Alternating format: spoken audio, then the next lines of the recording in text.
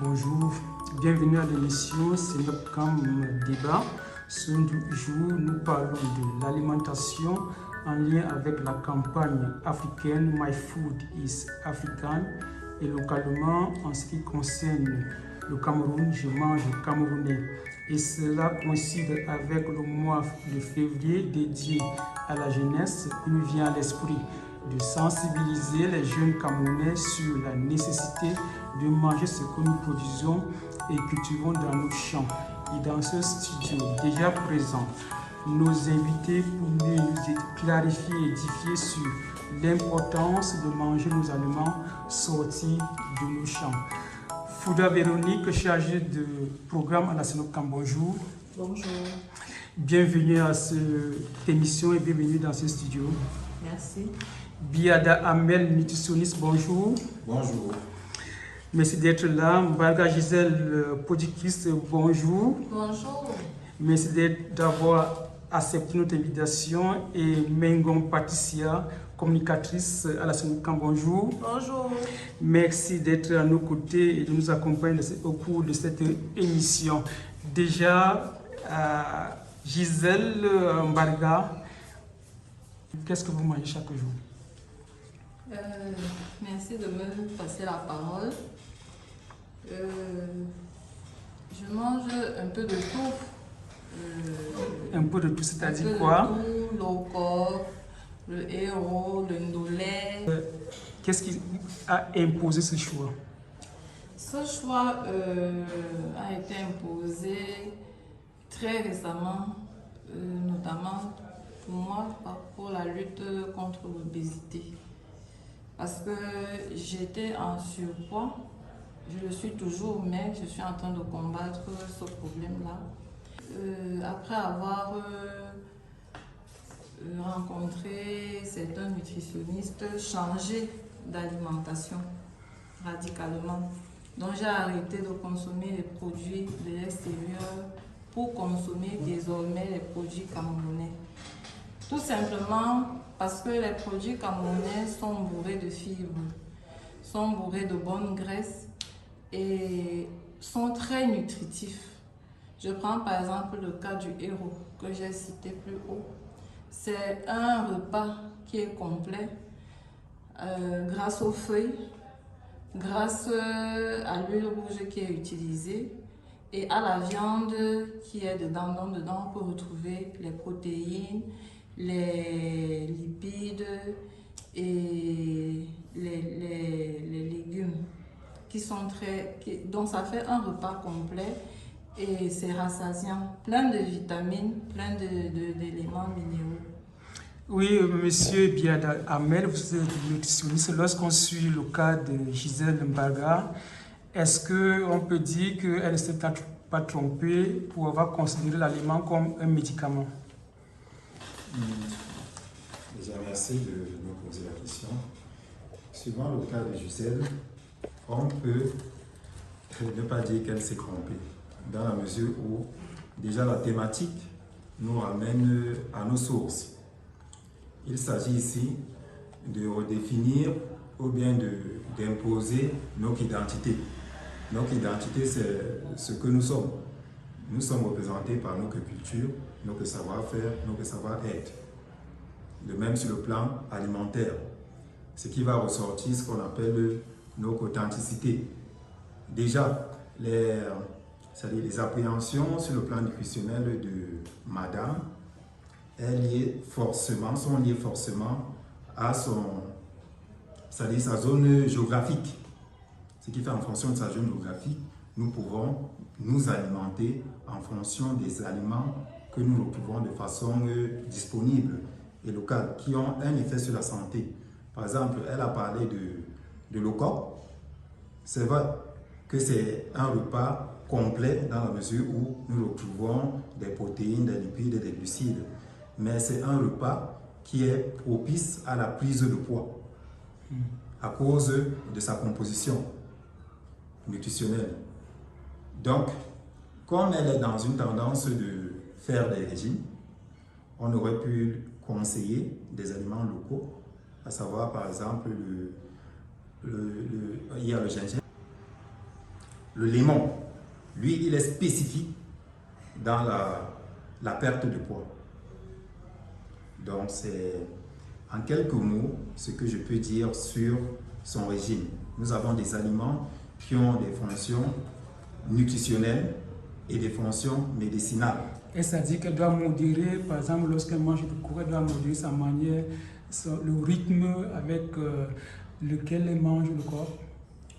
Effectivement. Pour retrouver son poids normal. Effectivement, on dit tout est toxique, rien n'est toxique, tout dépend de la dose.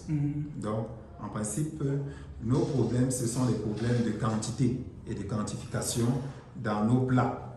C'est pour cela qu'on a souvent besoin de l'aide d'un expert, à savoir un nutritionniste ou un diététicien, qui va pouvoir nous quantifier ces aliments en termes de portions. Sinon, nous pourrons être dans des extrêmes, à savoir les maladies cardiovasculaires, le diabète, l'obésité. Ou alors, on pourra être dans la borne inférieure, c'est-à-dire la malnutrition. Donc, il faut trouver toujours le juste milieu. Véronique Fouda, vous travaillez constamment avec les enfants. Que mangent les enfants aujourd'hui? Merci pour la parole donnée. Déjà, je voudrais dire que les tendances sont en train de montrer que de plus en plus, les enfants se concentrent sur le manger local. Cela peut s'expliquer avec l'abondance dans nos marchés, la vente des gamelles, qui laisse à croire que même le parent devient conscient aujourd'hui. Qui dit gamelle dit concocter un petit repas pour mettre dans le sac de l'enfant pour son goûter. Et le goûter doit être considéré quoi aujourd'hui? En effet, comme nous le disons si bien, manger sain pour être en santé, c'est-à-dire fruits, légumes, je pense que c'est un peu le juste milieu. Ce qui sort de nos terres est assez vaste. On a des fruits, on a des légumes, on a des tubercules. Est-ce que pour nos parents, le choix devient difficile ou bien c'est qu'avec cette panoplie-là, c'est même plus facile que d'aller dans les supermarchés et acheter de quoi manger? Je pense que la variété de nos produits aujourd'hui laisse libre choix aux parents. Maintenant, ça y va, comme le nutritionniste l'a si bien dit, de quantifier les portions. Le parent a le libre choix et aussi de revisiter les menus qui sont adaptés par rapport aux enfants, c'est-à-dire selon l'âge. Nous savons par exemple que les bébés ont besoin par exemple de bouillie, les personnes du 3e âge aussi, contrairement à des adultes qui dépensent beaucoup d'énergie, qui ont besoin d'aliments plus riches, par exemple en protéines, en énergie, parce qu'ils dépensent beaucoup. C'est un peu de ça qu'il s'agit. L'enfant qui va à l'école, lorsque nos parents ont poussé, qui ont cette possibilité de lui donner de l'argent et acheter son aliment en cours de route ou bien à la cantine scolaire, l'enfant doit acheter quoi?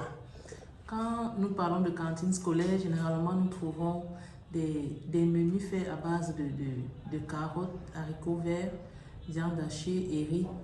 Riz, comme on appelle communément riz cantonné, je pense que c'est un menu qui est au juste milieu. Gisèle Mbaga, vous avez les enfants et vous les envoyez à l'école. Au-delà de votre cas qui est vous voulez lutter contre l'obésité, qu'est-ce que vous proposez à votre enfant lorsqu'il va à l'école? Bon, chaque jour je mets la nourriture par exemple que j'ai préparée la veille. S'il y a des restes, il peut s'agir, comme je l'ai dit tantôt, du héros ou de la sauce d'arachide ou d'un repas que j'ai fait à la maison. Je le remets tranquillement dans la gamelle de l'enfant et il va avec. Mais il y a aussi des jours où je peux faire un plat plus exotique, par exemple un plat, une omelette. Je peux préparer une omelette à l'enfant et il va avec peut-être un complément tel que le plantain, les frites de plantain. Les enfants aiment bien ça, les frites de pommes. J'évite au maximum de mettre du pain dans les assiettes des enfants parce que nous savons tous que le pain, quand il n'est pas bien fait, c'est-à-dire avec une farine complète, le pain n'est pas bon à la consommation. Et pour revenir un peu sur ce que le diététicien disait, Effectivement, j'ai rencontré un diététicien et c'est sur la base de ce qu'il m'a proposé comme plan que je fonctionne. Et ce sont des aliments, c'est effectivement les quantités, voir les temps de consommation, parce que le corps a besoin de se régénérer, c'est-à-dire qu'il ne faut pas manger à tout le temps. Si tu as mangé peut-être le matin, tu laisses au corps le temps de transformer cet aliment en énergie et de l'utiliser. Et tu peux encore manger, à midi et le soir tu manges léger. Ça permet vraiment au corps d'utiliser ce que tu consommes.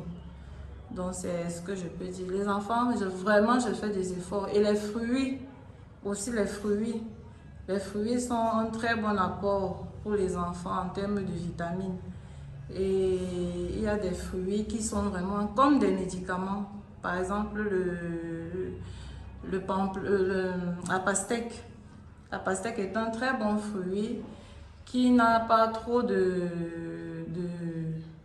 glucides. À quelle fréquence vous mettez ça dans la table, sur la table de l'enfant? Autant que dans son possible, assiette. autant que possible. Donc, si tous les jours ils peuvent avoir un fruit, ce serait bien. Un ou deux fruits, ce serait vraiment bien. Et quand ce n'est pas possible, comme je transforme aussi les fruits en jus, je leur propose souvent aussi de temps en temps les jus de fruits. Et la banane, par exemple, ne vous dit rien, l'avocat? L'avocat et la banane, oui. Mais l'avocat et la banane, si j'en consomme aussi beaucoup, ils en consomment aussi. Moi, très peu pour la banane.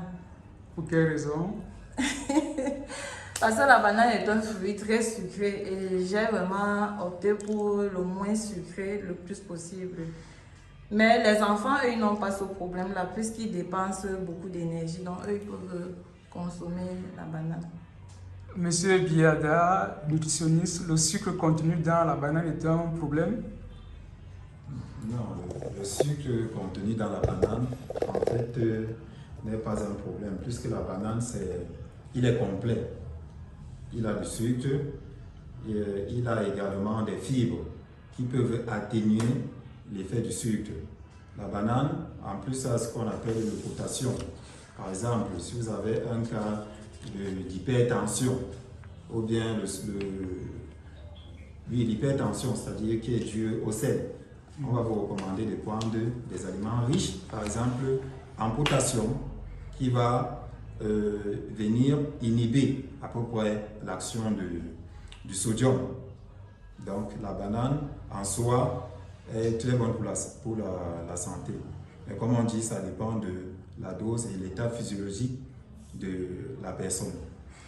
L'aliment est le premier médicament pour l'être humain, mais qu'est-ce qui fait que certaines personnes ont du mal à suivre, à faire le bon choix et de manière harmonisée cela pour qu'ils soient en bonne santé et que l'aliment qu'ils consomment devient plutôt un élément toxique qui les rend malades? Le problème est plus profond que ça. Je pense que si on revient à ce problème, on va identifier les causes d'origine culturelle et aussi le suivisme. Pourquoi? Si nous voyons les aliments qui sont importés, à savoir le hamburger, le shawarma et tout, bon, maintenant si tu sors avec des amis et tout, ou généralement ce sont des femmes qui sont friandes de ce genre d'alimentation, elle aura tendance à te demander les aliments d'outre-mer. Or, ces aliments sont essentiellement nocifs de par leur composition pour la santé. Donc, c'est un problème de suivisme. C'est un problème de suivisme de façon générale. Bon, il y a aussi le fait que nous ne connaissons pas déjà quelles sont les valeurs nutritionnelles de nos propres aliments.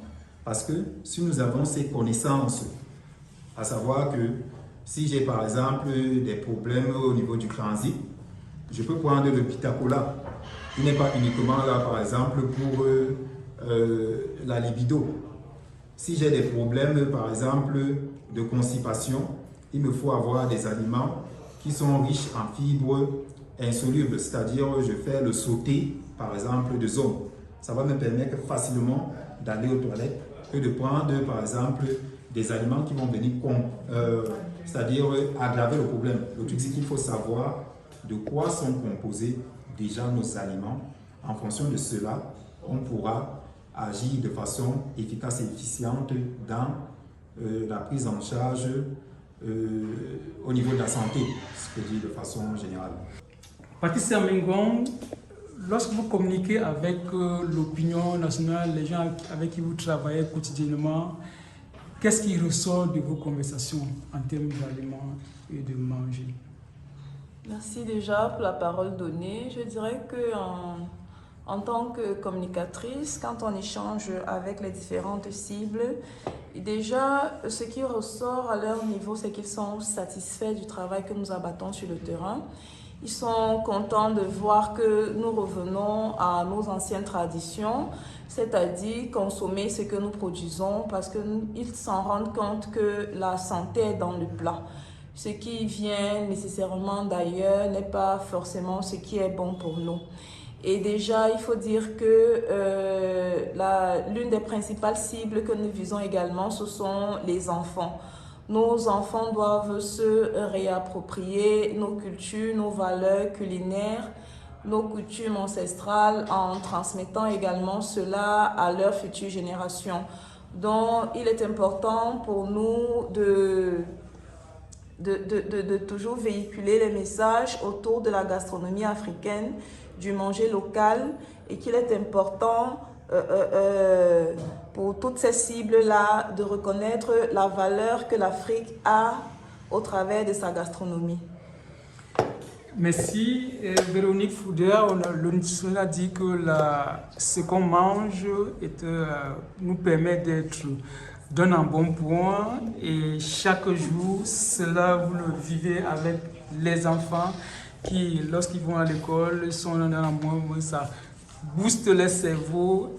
Est-ce qu'il y a encore d'autres éléments nécessaires qui pouvaient davantage utiliser? Et qu'est-ce que vous dites souvent aux parents pour qu'ils boostent davantage le cerveau de leurs enfants et qu'ils soient intelligents et qu'ils soient en bonne santé? Déjà sur le terrain, nous encourageons les parents à emboîter le pas avec nos élans de sensibilisation. Nous demandons aux parents de penser à une transition générationnelle parce que demain, ils ne seront plus là et il faudrait que l'enfant, le jeune, puisse être en mesure, puisse être capable de connaître la nourriture locale de chez soi. Est-ce que les jeunes eux-mêmes suivent votre pas, vos prescriptions? Je pense que nous sommes sur la bonne voie parce que depuis un certain temps, je dirais l'avènement des années 2000, nous avons constaté une multiplication des restaurants dans certaines villes, dans les banlieues de la capitale, à dénomination locale de mets locaux, du genre dimanche taro, dimanche ndolé, aftar, héros. Donc nous disons que nous sommes sur la bonne voie et il faut simplement continuer le travail, mettre beaucoup plus d'accent là-dessus. Véronique Fouder, plus simplement, lorsque vous entrez dans un restaurant, qu'est-ce que vous commandez? Le héros. Et pourquoi le héros? C'est un mets particulier que moi j'affectionne déjà et aussi parce que ma nourriture, mon identité. Si je suis hors du Cameroun, je dirais simplement, si nous prononçons le nom de certains repas, on va directement faire référence au Cameroun. Quand nous disons ndolé, on sait que c'est le Cameroun. Nous disons héros, Cameroun. Nous disons poisson brisé, Cameroun. Donc directement, je dirais ma nourriture, mon identité. Patricia Mengon, je vous amène dans un restaurant à la fois mi-africain, mi-camerounais. Et qu'est-ce que vous allez commander? Je vais commander le plantain pilé accompagné d'une domba de poisson bien pimentée. Qu'est-ce qui explique ce choix? Parce que c'est déjà un plat traditionnel qui renvoie à ma culture écan. Vous savez, chez nous, les boulots, le plantain pilé, c'est toute une tradition chez nous, c'est toute une histoire pleine de valeurs et qui se communique à travers le respect qu'on a pour l'étranger qui entre chez soi. Gisèle Mbaga, en dehors de votre problème de santé, pour résoudre votre obésité, lorsque vous avez fini avec cela, lorsque vous entrez dans un restaurant et lorsqu'on vous dit commander, qu'est-ce qui vous vient à l'idée? Manger sans retenue ou bien tenir compte de ce que vous êtes malade? Je ne suis pas malade déjà. Et quand j'entre dans un restaurant et que maintenant je vois un plat camerounais, je suis très contente. Parce que manger camerounais revient à manger sain pour moi. Parce que les plats camerounais en majorité ont des fibres, ont des graisses saines, ont des bonnes protéines. Et quand tu as déjà tout cet assemblage-là dans ton plat, tu ne peux pas être malade. Depuis que moi j'ai découvert que manger camerounais me donnait la santé, je vous dis que j'ai changé.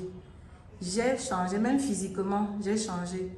J'ai perdu beaucoup de poids, près de 10 kilos, de façon régulière et vraiment ça marche. Je ne regrette pas mon choix. Manger camerounais, c'est manger sain. Je peux manger n'importe quel plat. Je sais que je ne vais pas prendre du poids quand je mange un plat camerounais. Merci. Biada Amel, nutritionniste, lorsqu'on a écouté nos invités aujourd'hui, qu'est-ce qu'il faut dire aux jeunes? Quel est le conseil qu'on peut leur prescrire? Le conseil que je peux prescrire aux jeunes, je vais passer par un cas de figure. Nous avons une figure emblématique au Cameroun, Francis Ngannou. Nous avons également un illustre Ateba Gauthier, qui sont des pratiquants de MMA. Si ces gens ont hissé le drapeau du Cameroun à l'Occident, c'est parce que déjà, ils ont fait un avec leur culture. C'est vrai que nous avons l'aspect génétique, mais également l'alimentation locale contribue c'est-à-dire au développement de la personne. Donc si Francis Ngannou peut taper les gens pour gagner de l'argent aujourd'hui, c'est parce qu'il a commencé par s'alimenter d'une certaine façon conformément à sa culture. Ce n'est que de l'autre côté qu'il a découvert peut-être les aliments d'outre-mer. De toutes les façons, quand il vient, généralement au pays, on le voit souvent à la cuisine familiale, en train de manger soit le haricot, en train de manger des mets locaux. Il n'y a pas meilleur exemple que ça. Parce que de par cette alimentation, il a pu devenir quelqu'un. Nous pouvons devenir des gens très importants en valorisant ce que nous avons. Parce que c'est notre identité. C'est ça qui fait notre authenticité. Merci. Merci d'avoir été là autour de cette table dans ce studio de l'émission Snopcam Débat et d'avoir discuté, échangé avec vous sur l'alimentation, sur le fait de manger camerounais. My food is African. Restez scotchés et à bientôt.